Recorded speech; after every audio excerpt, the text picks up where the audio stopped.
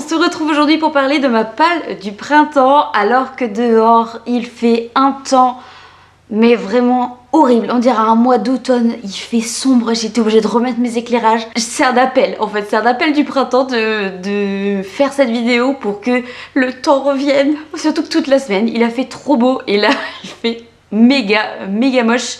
Bref, c'est pas du tout le sujet. Je vais commencer par vous présenter tous les livres qui sont déjà dans ma pile à lire, que je veux absolument lire pendant ce printemps, et puis je vais vous inclure ensuite tous les livres que je n'ai pas encore en physique, qui sont déjà sortis, ou ceux qui vont sortir, qui me font extrêmement envie et qui vont sortir très prochainement.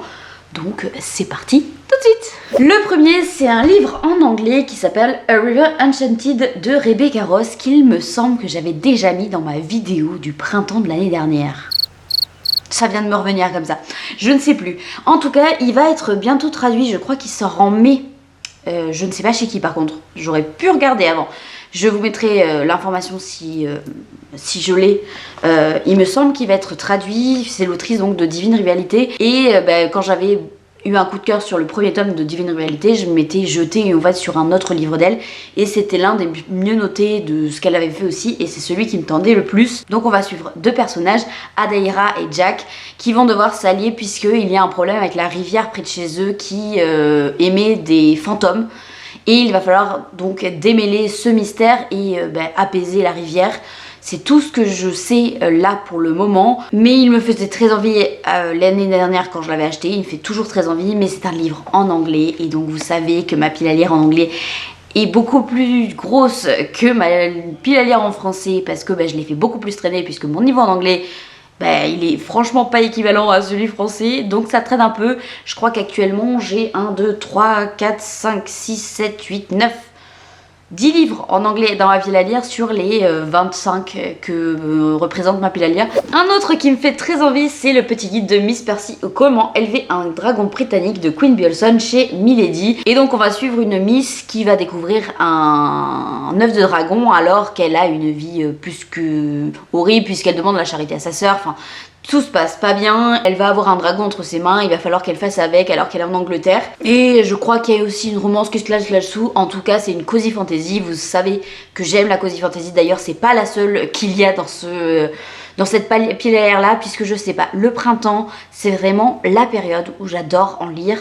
Hiver et printemps c'est vraiment les deux saisons où j'en lis le plus, et là je vous avoue qu'il y en a un certain nombre, vous allez voir. Dans un autre style, j'ai Le Royaume de Cuivre, donc le tome 2 de La Cité de Laiton de S.A. Chakraborty, qui a été publié en grand format chez De Sexus, mais que moi j'ai en version poche, donc chez J'ai lu. C'est une fantaisie orientale dans laquelle on va suivre une jeune fille et un djinn qui vont devoir faire une aventure ensemble, et il va y avoir beaucoup de choses qui vont découler de tout ça puisqu'elle va découvrir un nouveau peuple et des nouvelles cultures. Il va y avoir un espèce d'affrontement, on va comprendre pourquoi ils ont été réduits en esclavage. Enfin, il y a pas mal de sujets qui sont traités. J'avais vraiment beaucoup aimé le premier tome que j'ai lu l'été dernier. En fait, mon but, ce serait de clôturer le troisième tome durant l'été pour que ce soit la bonne période et qu'en même temps, je laisse pas un an traîner cette saga entre chaque tome. Le but de le mettre au printemps, c'est aussi de les rapprocher, on va dire, et que mes souvenirs s'étiolent pas suffisamment pour que ce soit horrible à relire.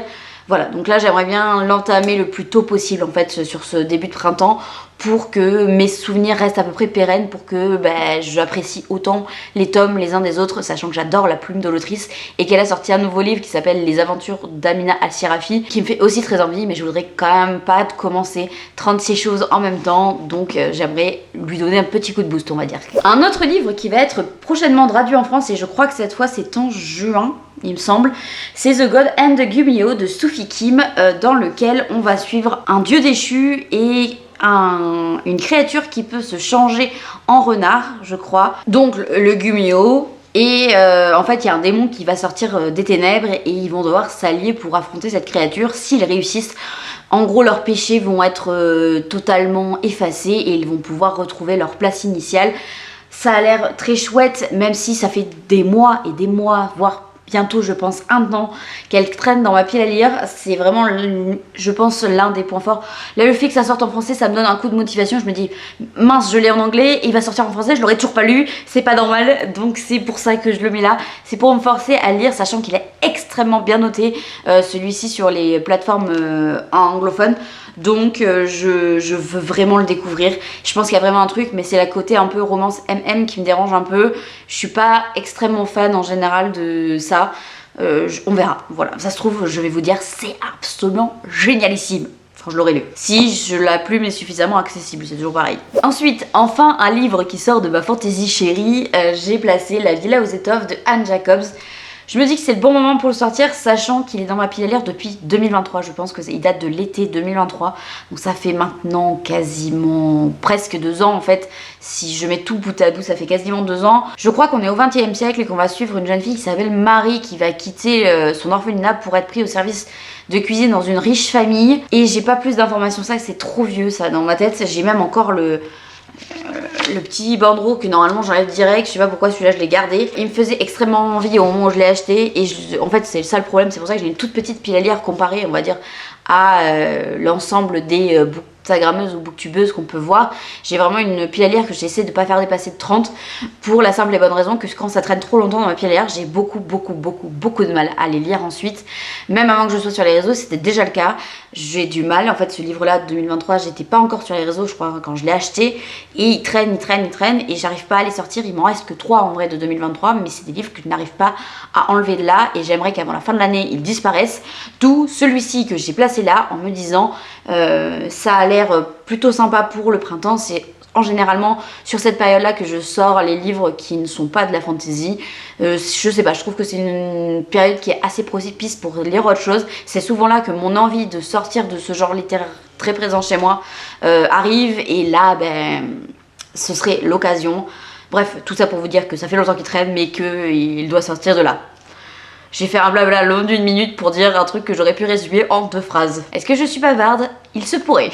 Et enfin, le dernier livre qui fait partie de ma pile à lire et que j'ai déjà, c'est Immortal de Sue Lin Tan, que j'ai eu donc pareil dans la Fairyloot adulte. Je l'ai mis grandement là parce que je me souviens absolument pas du résumé. Je vais relire là pour pouvoir vous en parler un petit peu, mais c'est juste pour la couverture. En fait, il y a le côté japonisant avec les fleurs de cerisier, etc.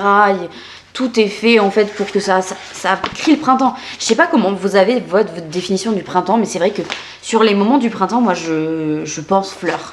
C'est vraiment la seule chose qui m'arrive dans le cerveau, c'est fleurs et soleil. Voilà. C'est le début du soleil, le début des fleurs. Et en général, je prends des livres soit qui sont agréables, soit qui se passent avec des fleurs, soit où il y a des fleurs à la couverture. J'ai beaucoup de fleurs en fait qui proviennent quand je pense au mon printemps. Je sais pas ce que vous en pensez, mais bon bref. Dans cette histoire, on va parler de Lien qui va arriver au trône de son royaume et elle va vouloir casser l'alliance qu'il y a entre les immortels et eux, sauf que pour ce faire elle va devoir s'allier avec le dieu de la guerre qui est un petit peu différent et c'est celui surtout qu'elle craint le plus. Et en faisant ça, en gros, elle va se rendre compte qu'il est extrêmement attrayant et intéressant. Elle va petit à petit tomber dans ses filets, sauf qu'en parallèle de ça, il y a une menace très sombre qui plane sur son royaume et donc elle doit faire face à tout ça, sinon il risque d'avoir des problèmes. Elle va donc se mettre dans une situation extrêmement dangereuse, tant au niveau physique, au niveau sentimental. Il me faisait extrêmement envie, de toute façon tout ce qui est fantasy asiatique, etc. en général j'adore, donc celui-là me fait extrêmement envie. On en a fini avec les livres que j'avais déjà, ce qui finit ma pile à lire de 10 livres de saison. Ce sont des livres qui ne sont pas encore sortis ou qui vont sortir très prochainement, ou que je n'ai pas encore en ma possession mais qui viennent de sortir. Vous avez compris le délire. Le premier, c'est le 3e tome de Belladonna, à savoir Wisteria. Et c'est grandement parce qu'il y a des fleurs sur la couverture qui... Voilà, ça revient à ce que j'ai dit avant. Il y a des fleurs sur la couverture, du coup j'ai envie de lire. Et en même temps c'est une saga que j'aime beaucoup. Donc pour rappel, pour ceux qui n'ont pas lu Belladonna, dans celui-ci on va suivre une jeune fille qui est extrêmement riche. Sauf qu'en fait elle va passer de foyer en foyer puisque ses parents sont décédés. Et à chaque fois qu'elle va avoir un nouveau tuteur, il va finir par mourir d'une manière ou d'une autre. Et au moment où on va la suivre dans le roman, elle va accéder à son oncle. Donc elle va être recueillie par son oncle.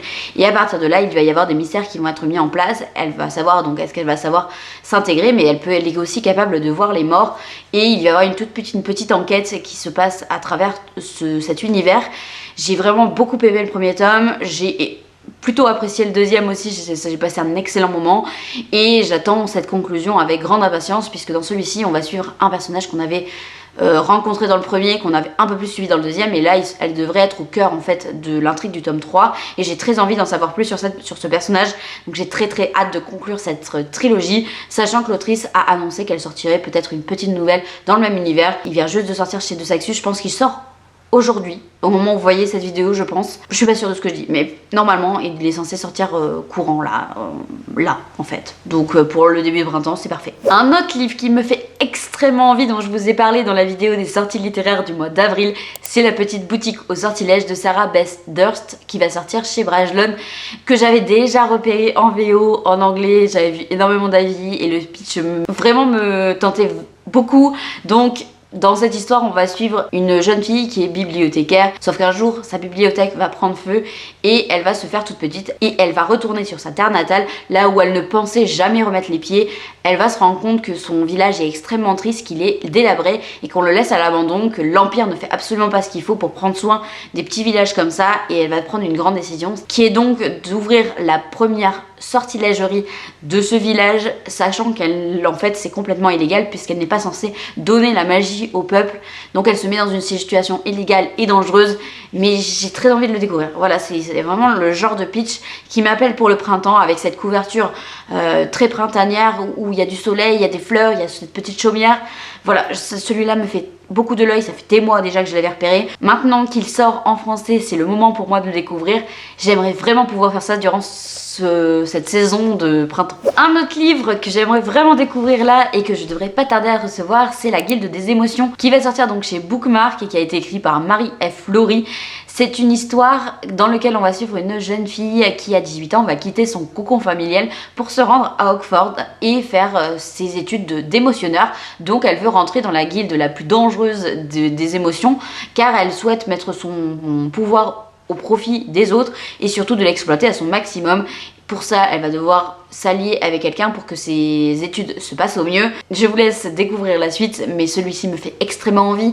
J'ai très hâte de le découvrir. J'espère qu'il va arriver vite à la maison parce que vraiment, il me tente énormément. Et je sais pas, le côté émotion aussi me fait beaucoup penser déjà à vice versa. Mais c'est pas ça que je voulais dire à la base, c'est que le côté émotion, c'est vraiment, je sais pas, c'est relié au printemps, aux fleurs, aux couleurs, voilà. Donc pour moi, ça rentrait parfaitement dedans et il me fait extrêmement de l'œil, donc forcément, ça va avec aussi. Et enfin le tout dernier qui me fait beaucoup envie, pareil je l'avais repéré en VO déjà et depuis quelques mois, c'est Rewitched. Je pense que je peux pas le dire correctement en anglais, j'arrive pas, j'ai essayé de 10 000 façons, donc on va rester bien dans la française avec bien l'accent français, tant pis. De Lucy Jane Wood qui va sortir donc chez Calix et je crois que c'est au mois de mai ou au mois de juin, je suis pas sûre exactement puisque Calix l'a pas encore annoncé sur ses réseaux, c'est en allant fouiner un petit peu que je l'ai trouvé. On va donc suivre dans cette histoire Belle qui est une bibliothécaire et elle est quand même bien occupée avec son boulot et donc elle met complètement de côté ses pouvoirs, sauf qu'un jour elle va recevoir une convocation de son coven et celui-ci va lui dire que soit elle prouve sa valeur, soit elle va perdre ses pouvoirs. Après ça, elle va se rendre compte qu'elle va avoir le soutien de 3 personnes qui n'ont rien à voir les unes avec les autres. Sa mère qui est peut-être un peu trop optimiste, son mentor qui est un prince sociopathe et un protecteur qui est extrêmement beau. Bref, est-ce qu'elle va réussir à s'en sortir? Est-ce qu'elle va réussir cette épreuve? Telle est la question, on ne sait pas ce qui va se passer. Et il me fait très envie, voilà, ça a l'air un peu loufoque, un peu rigolo, ça me fait penser, je trouve, aux vibes de Assistant to the Villain. Je trouve qu'il y a, je sais pas, cette vibe un peu rigolote, mais avec des sujets un peu profonds à voir. Je ne sais pas, mais voilà, quand j'avais lu le résumé déjà en VO, il me tentait beaucoup. Le fait de le relire là en français, ça me tente encore plus. Donc celui-là, pareil, je vais l'attendre de pied ferme. Et voilà, on a fait le tour de ma pile à lire de printemps. En vrai, j'en avais noté d'autres, mais je me suis dit que 10, c'est bien parce que la majorité du temps, je réussis pas à finir à mon challenge. Donc là, actuellement, d'ailleurs, il faudrait que je vous fasse le point de la pile à lire de l'hiver. Attendez, j'arrive. Du coup, sur ma pile à lire de l'hiver, j'avais mis 11 titres. J'en ai lu 8, il me reste 3 à lire. Je n'ai pas lu Jusqu'en Enfer, je n'ai pas lu Le Combat de l'hiver et je n'ai pas lu Songlight, mais les 3 sont prévus très prochainement. Donc j'espère que d'ici à la fin du mois de mars, peut-être que je réussirai à lire ces 3 là. Enfin, en vrai, non, je pense que j'y arriverai pas. Parce que là où je tourne cette vidéo, nous sommes le 22. Le 22, il reste donc 8 jours avant la fin du mois de mars, sachant que j'ai commencé une énormissime pavasse. Donc non, j'y crois pas vraiment en fait. Bon, il y en aura peut-être un des deux que j'aurais commencé, mais Bon, en vrai, le 22, l'hiver c'est terminé, donc normalement je n'aurais pas lu. Voilà. Officiellement, je n'ai pas lu ces 11 titres-là. J'en ai lu que 8, ce qui est quand même un bon ratio, je trouve, par rapport à l'année dernière, où il y avait des mois où j'en avais lu 5 sur les 10. Là, on est finalement pas trop mal. Et puis honnêtement, je pense que c'est qu'une question de temps où ils seront lus, du coup, finalement au printemps, je pense. Mais après le combat de l'hiver, je sais pas. Parce que du coup, il y a quand même hiver dans le combat de l'hiver. Ça se trouve, ça va attendre l'année prochaine. On verra. Bref, je vous souhaite une excellente semaine. N'oubliez pas de liker, de commenter, de vous abonner, de partager. Et surtout, prenez soin de vous.